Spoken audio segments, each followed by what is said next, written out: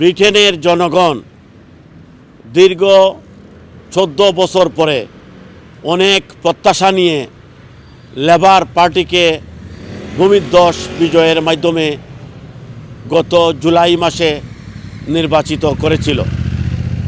নির্বাচনের প্রায় 4 মাস পর ব্রিটেনের প্রায় 20 লাখ জনগণ মানে 2 মিলিয়ন জনগণ পূর্ণ নির্বাচনের দাবিতে সরকারি ওয়েবসাইটে পূর্ণ নির্বাচনের দাবি জানিয়েছে।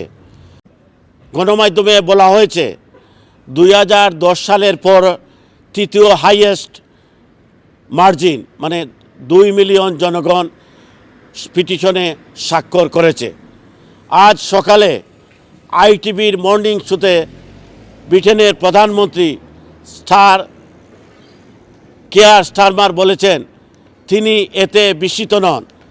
তিনি এই সাক্ষাৎকারে বলেন বিগত কনজারভেটিভ সরকার অনেক ঋণের বোঝা ব্রিটেনের জনগণকে মাথায় রেখে গিয়েছে, সেজন্য তিনি অনেক কঠিন কঠিন সিদ্ধান্ত নিতে বাধ্য হয়েছেন।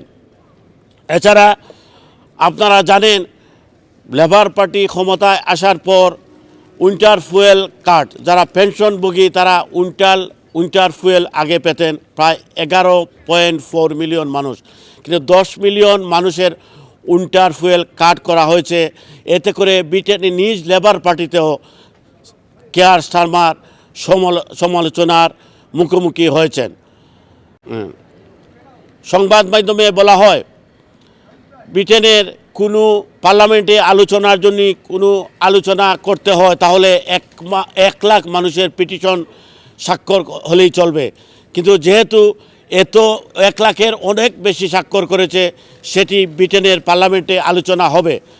তবে যেহেতু লেবার পার্টি 412টি আসন নিয়ে সংখ্যাগরিষ্ঠতায় বেশি পেয়েছে সেজন্য সেটি পার্লামেন্টে পাস না হওয়ার সম্ভাবনা রয়েছে।